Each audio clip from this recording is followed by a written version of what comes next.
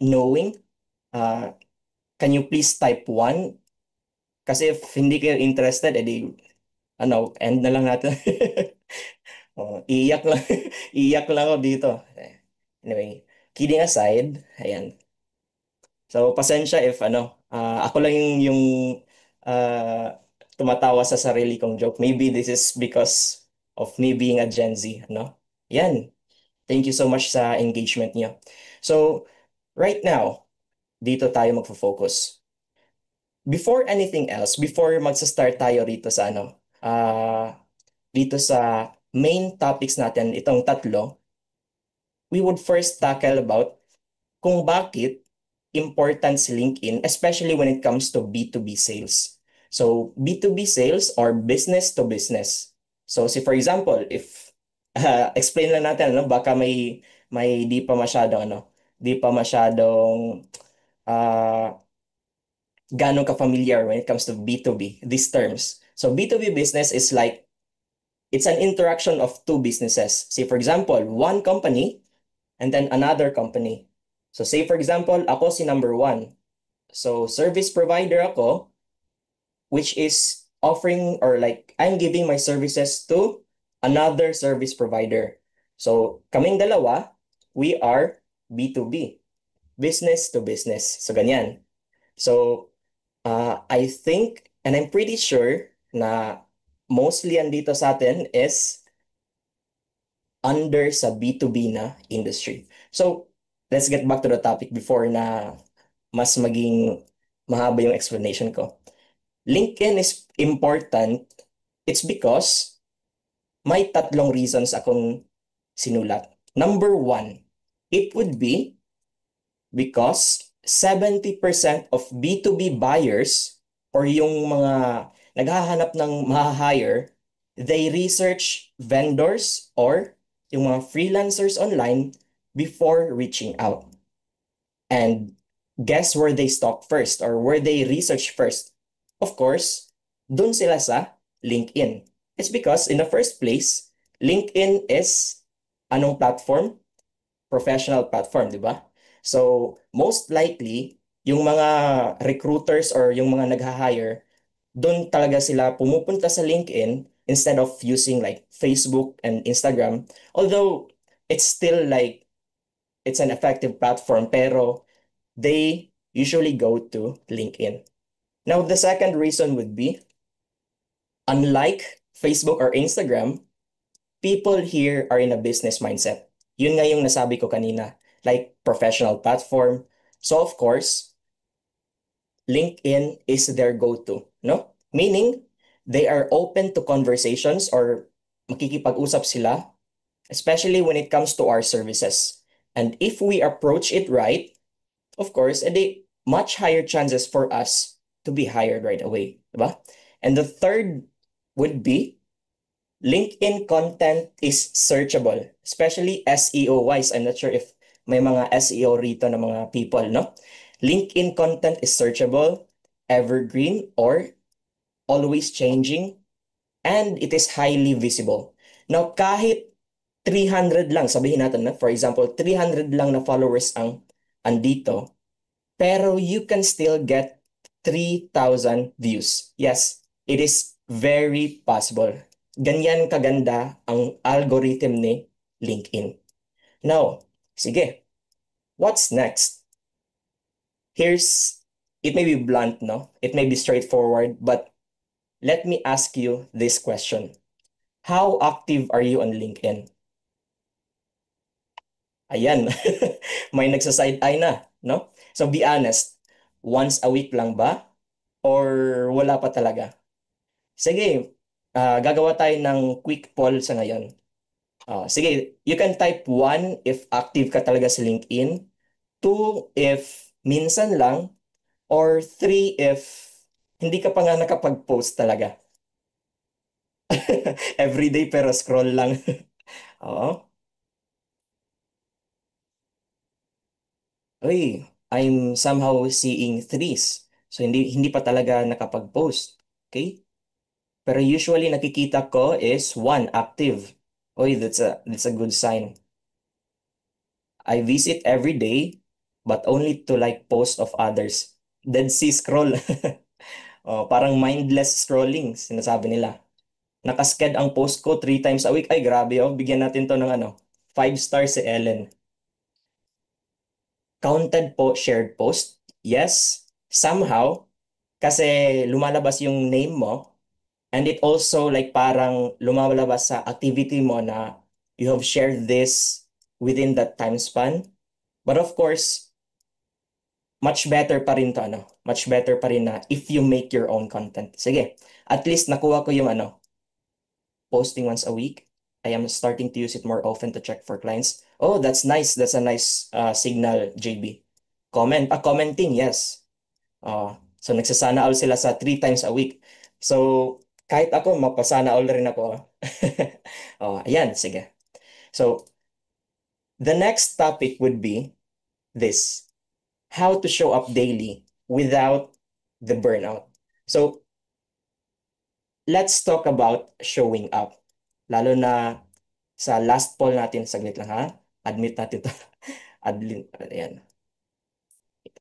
So, lalo na dun sa natin, sa nag-comment natin is 1, 2, and 3. So, there are somehow 3 rin rito na di pa nila parang natitake advantage ang LinkedIn na platform. I can totally feel kung why ganyan yung perspective nyo. So that is why until now sinasabi ko pa rin sa mga, especially those to my clients na nagko-consult sa akin, na I still say LinkedIn is like an underrated platform. Although nearly 1 billion na yung users ni LinkedIn, pero more than 2% lang, or around, if I'm not mistaken lang, I don't do maths. I think around 14 million lang yung active users talaga na like content creators. So ayan, di naman natin masasabi na kailangan talaga natin ng 1 million clients, di ba? So we just need like 3 or 4 clients for us to really survive, di ba? Oo.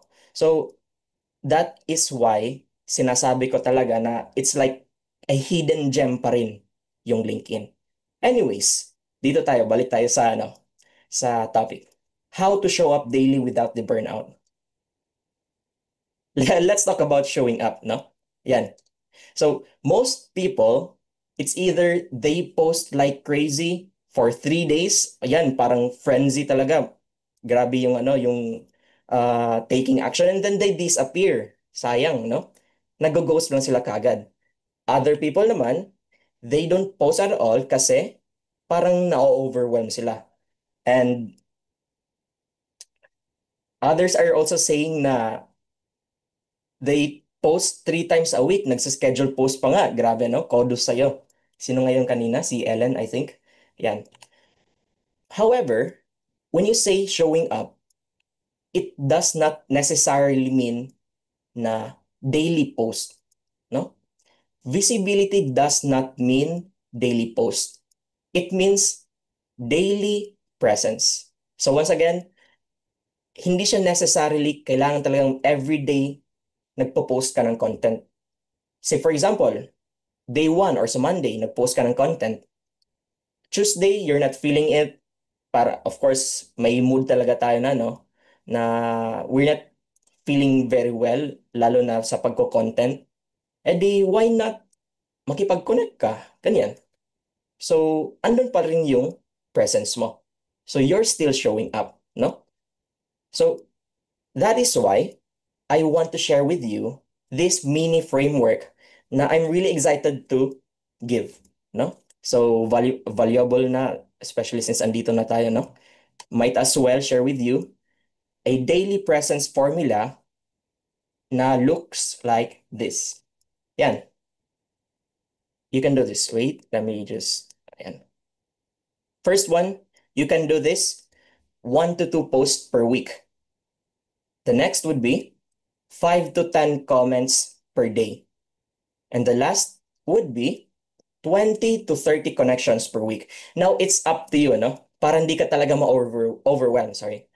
On how you would adjust, it's up to you if you would go higher, if you would go lower. And there are good questions right here and dito sa chat, no? I don't know what to post. Sige, pwede nating ano rin yan mamaya. Ano pong pwedeng i-post? Sige. So, later on, para hindi ako ma-distract, dito muna tayo. Mag-deep dive muna tayo dito sa tatlong to. So, to go further, first, 1 to 2 posts per week. So, good question, no? What should I post? 1 to 2 posts per week, it's enough to start. Pero you should make it value packed. What is your service? Who are your target audience? Are you really like talking to your target audience through your content? So, wag kang masyado ma-overwhelm kasi tutulungan kita mamaya, no? I will help you with a like simple framework mamaya. So, we will tackle this later on, especially when it comes to content. The next would be the commenting. So, how do we do this? No? Or why is it important? When you do this, you're building your presence in other people's space. So, para alam nila na you exist. Because kahit gaano pa to like, that's what I've said earlier in the intro, kahit gaano pa natin ka-expert, if hindi nila alam na nag-e-exist tayo, masasayang lang yung expertise natin. Kaya ito, the third would be 20 to 30 or maybe lower. It's up to you. It's up to your preference. However, this is what I can say. You should think quality. Kasi masasayang lang yung when you go for numbers game. Although I'm not saying na it's a wrong strategy. However, I'd still go for quality. Quality connections instead na quantity. Piliin mo talaga kung sino yung mga prospects mo. My question rito from Edna, Sir, di ba 100 connections lang per week to avoid restricted account? Yes. Actually, you can go farther than that pero you LinkedIn somehow sends you like a notification na parang you've reached this connection request this week. Parang ganyan. It's a good thing like parang na that's why I've said this number. Actually, this number is what I send daily if merong if ha, take note, if you are subscribed to a plan like Sales Navigator, LinkedIn Premium, I send these numbers daily. However, yun nga rin,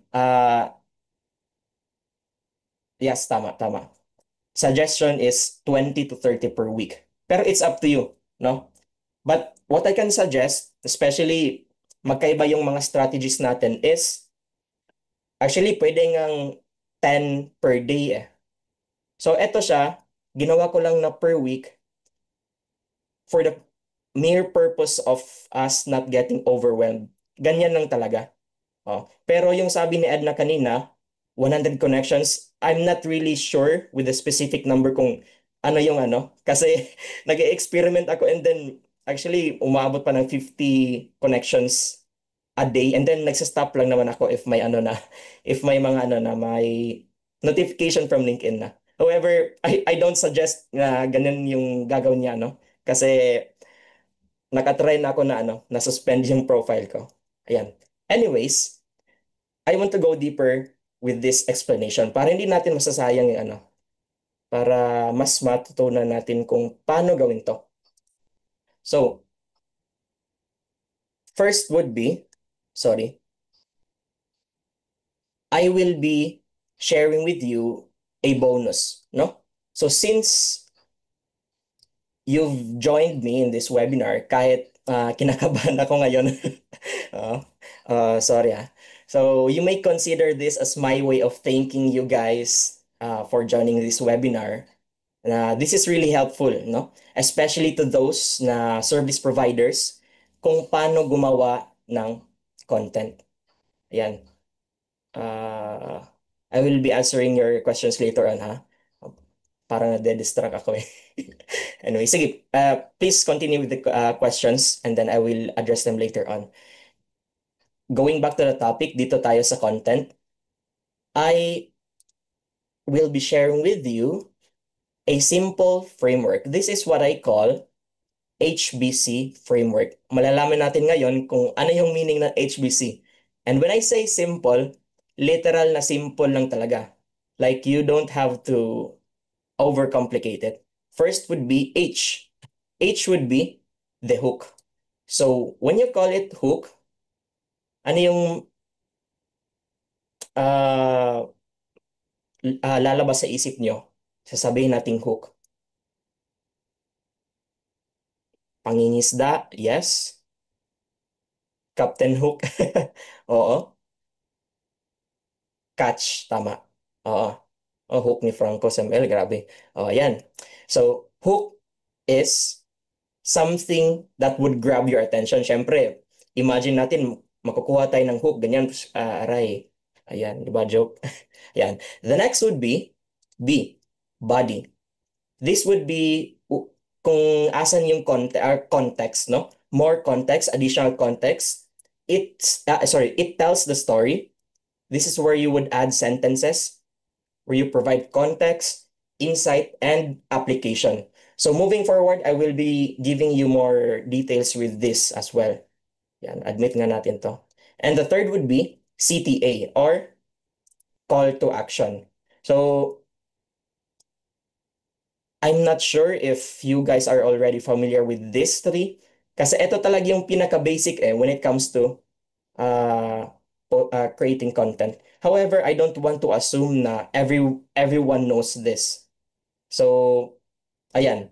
I would just assume na somebody might not be familiar with these terms pa, kaya I would move forward doing so. So, call to action, it is something na nilalagay mo sa outro or like sa ending part. It is for you to like invite them to think, engage, or even DM you. So like parang i-encourage mo to take action. Yan. Sige. For more info, hook. Dito tayo sa hook. Oh, hindi sa Pak ni Pacquiao ah. Oh, ayan. This is how you do or what to do when creating a hook. So once again, a hook is you start with something that grabs your attention. Especially ngayon, no? Mga Gen Z, Gen Alpha, limited lang yung attention span. So, lalo na if magsa-scroll ka lang, palagi kang nagsa-scroll, and then parang may nakikita ka na video na, uy, parang nakuha yung attention, edi balik ka sa taas. No? So that is what you call a hook. A hook can be a bold statement or a relatable experience. Yung parang nakaka-relate ka sa situation nila. Or even a one-liner question. Sige, example tayo. There are three examples right here. First, I almost gave up freelancing last year. Here's what happened. Yan. So parang nahuhook ka, no? It's because it has like a bold statement. Or maybe, stop using LinkedIn like it's Facebook. Ayan, bold statement pa rin. Or kahit, real talk, your leads are ignoring you. So, this is something na parang like, uy, parang ako yung uh, pinipinpoint niya. Oh, parang ganyan. So, this is what you call a hook. The next would be the body. So, ano yung body? Ito ba yung sinusuntok? Hindi. The body, once again, this is where you tell the story. And then, dun sa story, you can add sentences that provide, once again, context. Ano yung nangyari? What happened? Insight, what did you learn from what happened? And then since what did you learn, how would you apply it, no? How would it help your audience? Ganyan lang yung paggawa ng body. So example, sige, para at least may ma-visualize natin kung ano yung idea. Meron tayong example dito. Ay, sorry, tip pala, sorry. So what you do is you may use one idea per paragraph. This is what I do, no? Say for example, ganito. One idea, ganyan. And then, hindi ko siya parang nilagay sa isang sentence lang. I made it a bullet list format para mas readable siya. It also falls under here. Huwag sobrang mahaba. It's because people skim. When you say skim, it is something like you're just parang ginagamit mo yung mata mo like ganyan lang instead of reading it like this. So this is what you call skimming, ganyan lang. So I'm not sure if I'm using the right term. So at least ganyan yung skim. And of course, when you're writing your body, you should make it direct and then don't forget to make it conversational. It's like parang nakikipag-usap ka lang sa yung best friend. But of course, it still depends kung ano yung tone of voice mo sa brand mo. So, if you're really having like trouble kung paano magawa ng content, maraming paraan eh. Ano sa tingin niyo yung pwede nating gamitin? Ang sabi ng asawa ko, ChatGPT daw. Oh, ayan, AI. Oh, tama. No? So, modern na tayo ngayon eh. So, make use of it. No? But of course, AI has its limitations and malalaman natin kagad if AI, 100% AI generated yung content. Oh, Canva, tama. Oo. Kaya don't 100% rely lang talaga kung ano yung gine-generate ni ChatGPT or ng AI. Make it your own. Kung ano yung gine-generate ni ChatGPT, make it unique. Make it about you. No? Or like what makes it personal, no? Yan. Sige. Next would be the CTA or call to action. So, what to do, no? This is what its purpose is. You invite them to think, engage, or DM you. So here's an example, or I'd say examples. Curious to know if anyone here has gone through the same. So it's like a question, no? So you're asking your audience if they have gone through the same situation or experience with you, no? Or kahit nga ganito, want me to send you my exact script? Just comment script, no?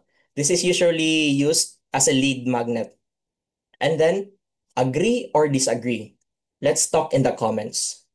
So, ano yung nakikita niyo na ano? Parang similarity ng tatlo. CTA. Ano sa tingin niyo?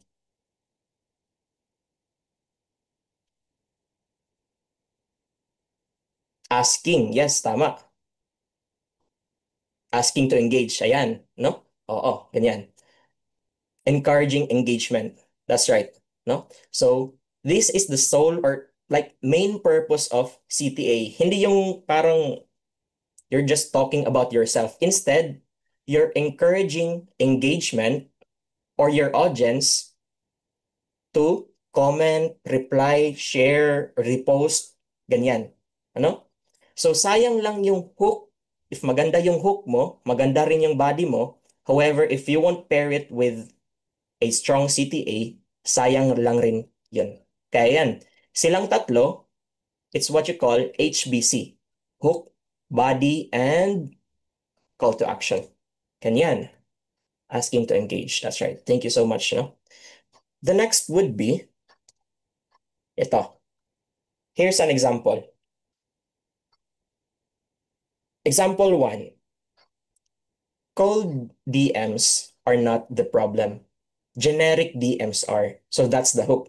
So andito yung body, the explanation, the context, the insight, and the application. Gusto mong mapansin? Say something that's about them, not you. And the CTA, want to see how I start convos with my leads? Ayan, comment template. You're encouraging them to engage with you. Another example, sige ganito. I thought I needed a fancy funnel, pero what actually worked? Hook. The body. One post, 5 comments, 10 new leads. Uulitin mo lang. Make it a routine. CTA. Sino gusto ng breakdown ng ginagawa ko everyday? Ganyan. As simple as that, oh. Isipin mo, ilang sentences lang yan. Meron ka ng content. So, that being said, ulitin ko, you don't have to overcomplicate it, no? So what should I put in my content? Yung ano kanina. Once again, what's your service? Who are your target market? And then how would your service help your target market? And then don't focus too much on yourself. Ayan. Wait, saglit. Merong question dito kanina. Saan ba yun na? Ayan. Hirap makipag-connect. Sige. I'll address them later on. Sige. The next part would be this one, section 2. Don't worry because section 3 lang tayo. Section 2. How to start convos naturally. So, let's just say na we are like moving forward. We are talking with people with under our DMs, no? However, when you say conversations, conversations start even before the direct messages. So, paano natin masasabing ganyan?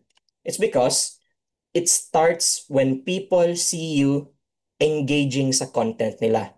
Oo, you don't necessarily, it doesn't necessarily mean na you should do DMs kagad. Like, hi, this is what I offer. Are you interested? So kayo, if you were to be asked, is that really like parang effective ba para sa inyo?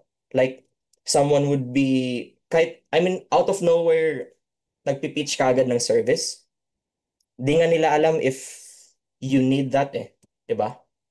Di nga nila alam if you need that specific service. Di nila alam if you're in the market of that service.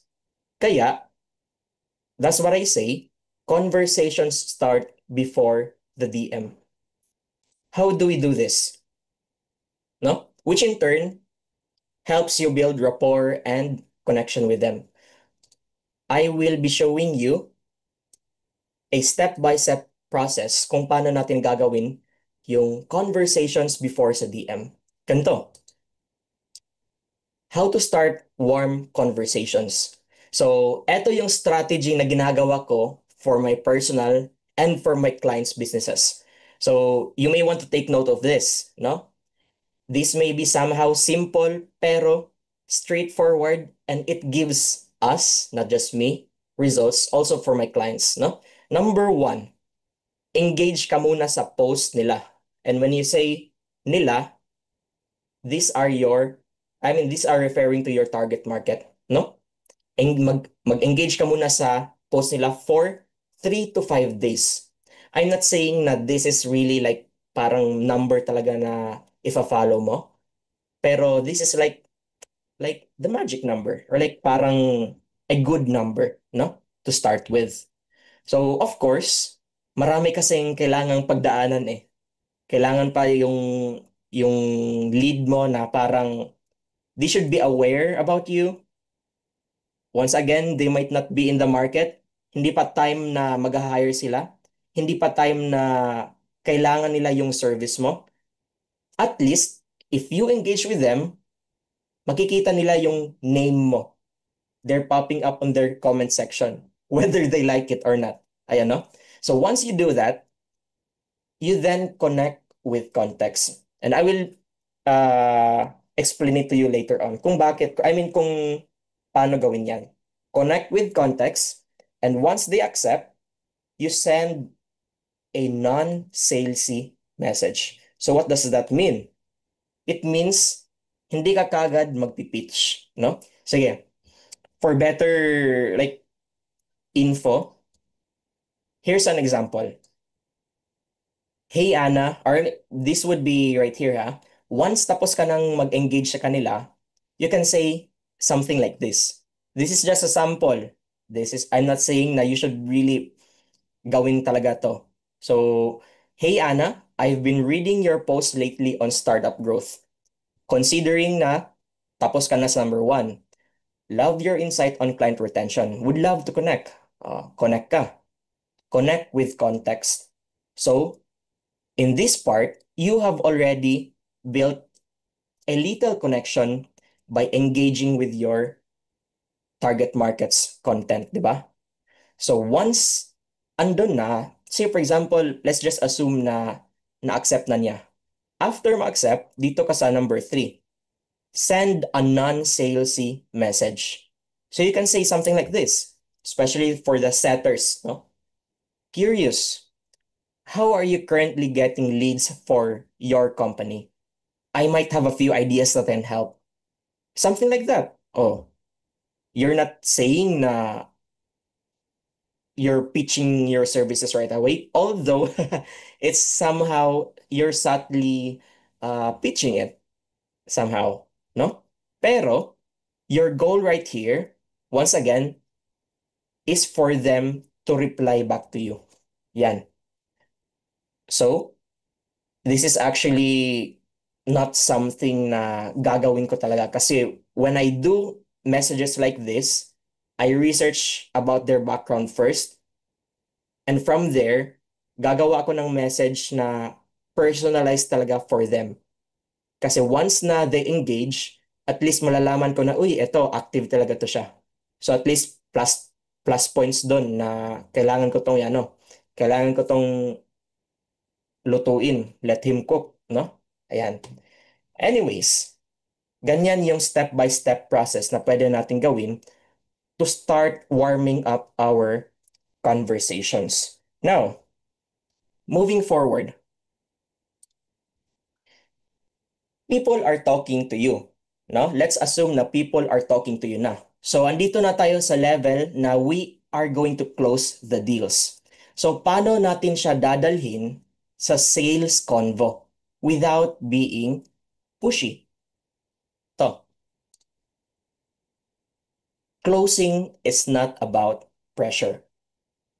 So, if closing is not about pressure, what is it about? No? Lalo na if ando na tayo sa stage na parang konting kembot na lang mapayas na natin si client, no? Very excited tayo, yung parang adrenaline natin, uy, dapat masasabi ko, this is my rate, this is, uh, how would you like to proceed, ganyan. So, what should we do? It's about psychology. And when I say psychology, it would be sales psychology. Now, let me share with you my go-to sales psychology tips. So, meron akong tatlong tips rito na I'm giving for free. Bahala na kayo kung i-apply nyo o hindi. Basta I'm doing my best to share my knowledge with you as well. So, ayan. Sales psychology. So, first one would be familiarity equals trust. Now, when you show up regularly, kung gagawin niyo yung pag-e-engage sa kanila, like 3 to 5 days before connecting with them, it builds familiarity. Makikita nila, yung sabi ko kanina, whether they like it or not, you are commenting on their content, they would be familiar with you. Kahit subconsciously. Even if hindi nila intention, di ba? Na, uy, eto pala. Uy, eto si Ava. Nagko-comment sa nagko-comment sa content ko. And familiarity, moving forward, it builds trust. And if you do so, I mean, you can do so if you show up regularly. The next would be, you should use their own words. So paano to? I'm going to be giving an example later on. So you reflect back what they care about. So say for example, meron silang problem na lead generation, ito yung problem namin as of now. Puro lang ay mostly referrals lang kami nagre-rely for our lead generation. So ayan, nakita mo problem nila ang lead generation. So, when you say use their own words, you somehow sympathize with them. Yes, I can somehow relate with you. Oh, ganun talaga, no? Oh, lead generation, I mean, it's somehow a problem. Use their own words. And then, give quick wins. Be helpful kahit hindi pa sila client natin. And when I say give quick wins, you may share with them an audit, something like lead magnet na you think would help them, or kahit mga checklist for those na nasa ads, checklist na this should be done, this is how you do it, ganyan. Give them quick wins, no? Para siyang appetizer kumbaga. Kung kumakain ka, appetizer like pampagana, no? Sa Bisaya pa, abrigana or sakto ba? Oh, ganyan. Sige, example. How do we do it? Here's an example ah.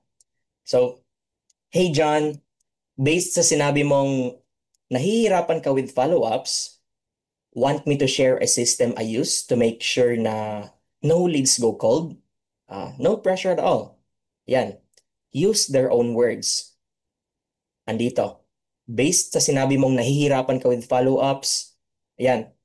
Reflect back na you care with their problems, even though you don't care at all. Anyway, ayan. Kidding aside, this is a sample of what you should do. Ayan. And then of course, give quick win. Eto, what's the quick win right here? Eto siya. Want me to share a system I use?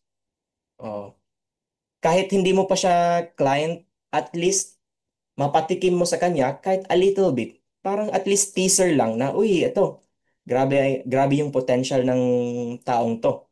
So at least malalaman niya kung ano yung kaya mong gawin. 'Di ba?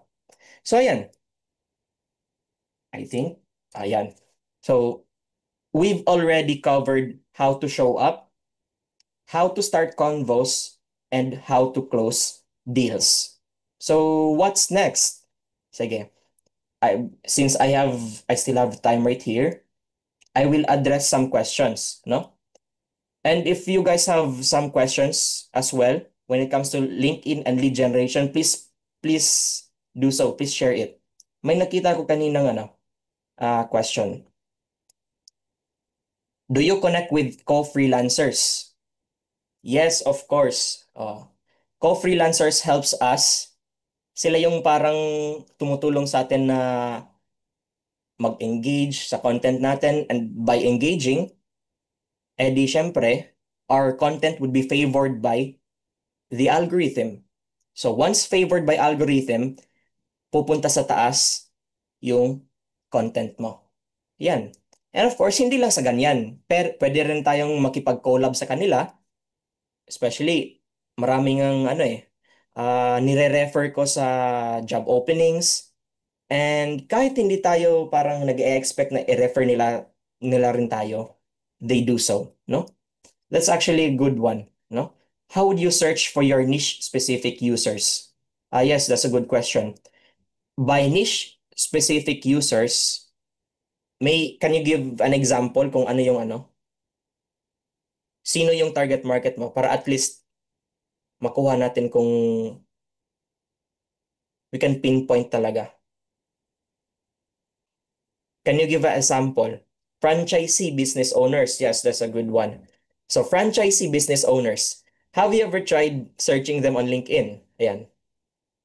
Ika-counter ko yung question mo with a question. Yan. Not really, yes. So this would be a good simple action. Although simple lang, pero it's a one step ahead. So use the link in search bar. Oh, since we're at it, let me do so. Saglit.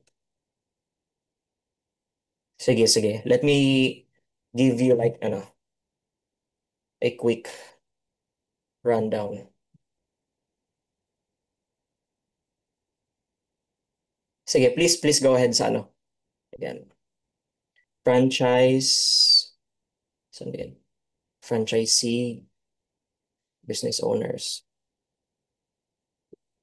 So, Cyril, I'm not sure if this is how your name should be pronounced, Cyril. Okay, let me share my screen. Wait. Eto. Can someone please confirm if nakikita na? Visible na on your end? So I can proceed. Visible na ba? Ah, sorry. Ayan. I think so. I think it's visible na. Sige. So, if you can see my screen, we are searching for franchisee business owners. So actually, we have two methods right here. There is the organic one, and there is also the paid one. So organic muna tayo. Using LinkedIn lang, no? We're not using Sales Navigator. If makikita nyo, I'm not subscribed to any, no? Use, I mean, take advantage of the search bar. Franchisee business owners. Say, for example, you want to target franchisee business owners. And then what you want to do is filters. United States, example lang. So, business owners, ayan, ganyan. However, merong however dito, no? Using this search bar has its own limitations. Kasi syempre, malulugi si LinkedIn if lalabas kagad yung mga desired na results natin dito, ano? Kaya, it's still much better if merong ganito, Sales Navigator. Although it's somehow complicated in the first, sa, lalo na if hindi tayo familiar, pero I can 100% say na makikita mo talaga lahat ng desired na leads mo if you're using Sales Navigator. Pero to make it simple as possible, make sure na ma-take advantage mo to. And of course, you can play with the filters. You can search for the locations. You can even search for ano yung industry. Ayan, say marketing. Ayan, marketing services. And then search results. Lalabas dyan, business, keyword, business. Ayan. It's not somehow 100% reliable talaga, pero it does its best. Ayan. Okay. Sige, next question. Ayan. Nag-connect po ako everyday 10 morning at night, pero random lang po kahit sino. Unang naka-line up sa suggestion based on my profile daw. It's a good one, Ellen. However, yun nga, are they really your target market? Are they your target audience? Yun ba yung gusto mo talagang makapag-connect? So, it's a good, uh, your intention is good, but you can make it better. Yan. Ano po magandang contents if newbie ka as VA and you want to have a direct client? Before anything else, you should make sure kung ano yung pwede mong may offer mo na service. Kasi VA, it's a very broad term eh. You can handle email management, CRMs, anything. So, Gleziel, make sure to write down muna kung ano yung mga skills mo. And from there, you can also use Google or ChatGPT. ChatGPT is my go-to. Lalo na if I'm like parang confused na talaga kung ano yung iniisip ko, yung mga thoughts ko. Yan. And then, if you want to have direct clients, I highly recommend using LinkedIn. To, wait, balik ko muna sa ano. Next, not really, no. Who are the person na we should connect with? Is it C-level or CEO? Eliza, nice question. It still depends kung ano yung target mo. Uh, Kasi as for me, I usually target the C-levels, CEO, pero there are times rin na I'm targeting heads or like director level or even the manager level, no? Director of marketing, manager, head of marketing, ganyan. Pero if you want, kasi usually kasi if C-level, they are busy persons eh. And if they reply, most likely assistants nila. Pero there are still some people na CEOs na they're using it personally, yung profiles nila. Ano po bang niche dapat nakastick? Ah, ah, ah, ano po bang niche? Dapat nakastick ka lang sa isang market? It's not necessary na you should stick with one market lang talaga. Oo.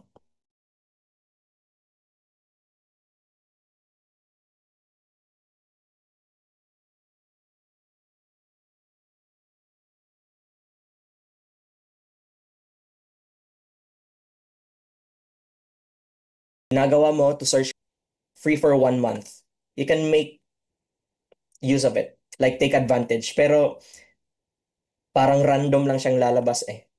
Mas maganda po pag mostly possible clients lang connections mo para madami ka madi-DM.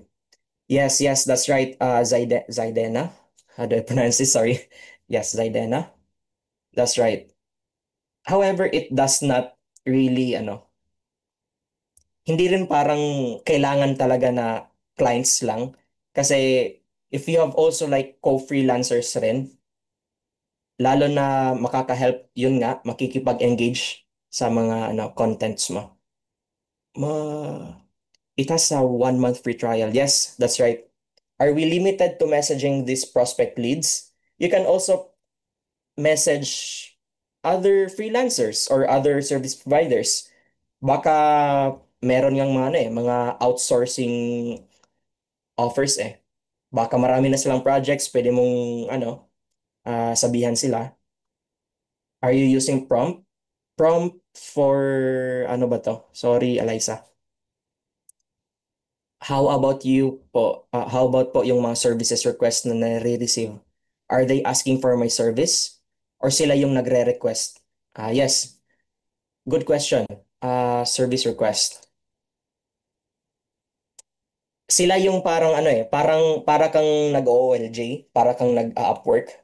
Like, it's open for everyone, yung service request.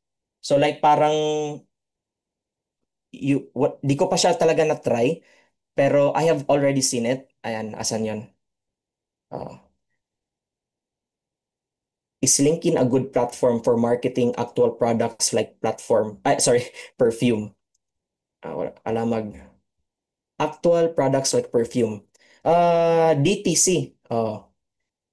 Once again, LinkedIn is a B2B platform, no? Business to business. So if you are going to market products like perfume, I'm not saying na bad platform siya.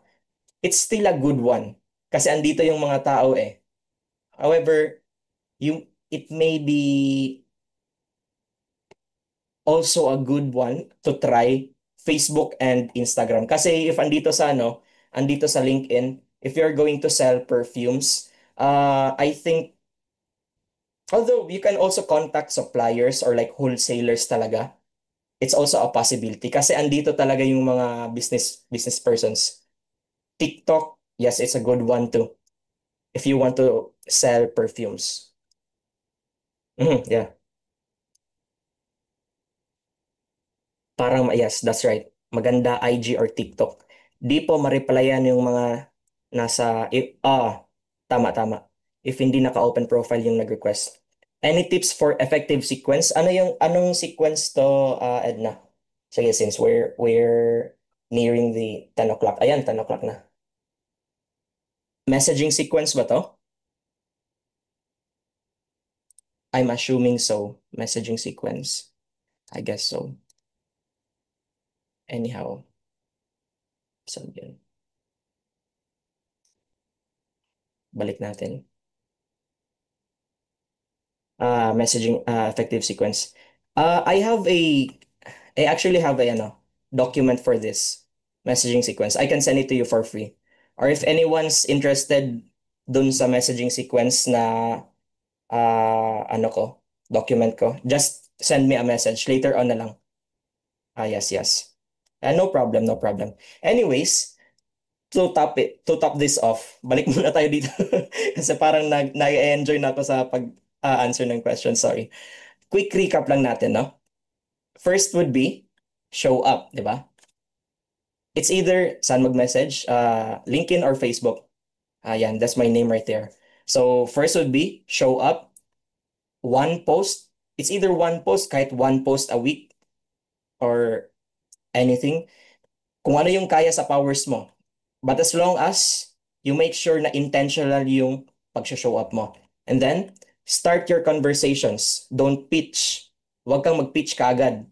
Hayaan mo muna siyang magluto, di ba? Let him cook, yung sabi nila. And then you should engage before connecting. Once tapos ka na mag-engage, connect ka, and then ask. And then close for the third one. Use psychology. Yung sales psychology kanina. Hindi yung pressure, no? So, sorry. Close. Ayan, tatlo. Show up, start convos, and then close. Now, if anyone's like interested to like have this presentation I've made, just let me know rin. Nag-connect ako. Sige, thank you. Uh, Let me know if you guys want to have a personal copy of this. This is like a Canva presentation, so I can just send it to you later on if you want to, ha? No, no pressure at all. No pressure at all. Yan. Anyways, ayan, we've already covered this up, no? Everything all at once. Now, all of this, etong tatlo sila, since considering na it's Friday right now and tomorrow's the start of the weekend, you can start next week. Next week na kagad. Huwag niyo nang patagalin, no? Hindi mo kailangan ng 5,000 followers, 1,000 followers, or kahit 10,000 followers. Hindi mo nga kailangan maging influencer eh. You just need to show up strategically. Yan. So, the next part, if nakikita nyo, I think andito rin si Jonathan. Recently, nakausap ko si Jonathan, no? Na we recently agreed to have a lead gen service done for him wherein he'll get access to thousands of leads from his target market. And this system, itong tinuturo ko sa inyo ngayon, ito yung exactly na ginagawa ko for Jonathan. So ang tanong, what if ikaw din, no? So maraming what if. What if this time, ikaw na yung hindi invisible sa LinkedIn? LinkedIn, as much as good, ayan si Jonathan, good platform siya. However, it would only work if you do it consistently. So once again, hindi mo kailangan maging influencer, hindi mo kailangan maging 10,000 talaga yung followers mo. So you just need to show up, no? Show up, start convos, and close deals.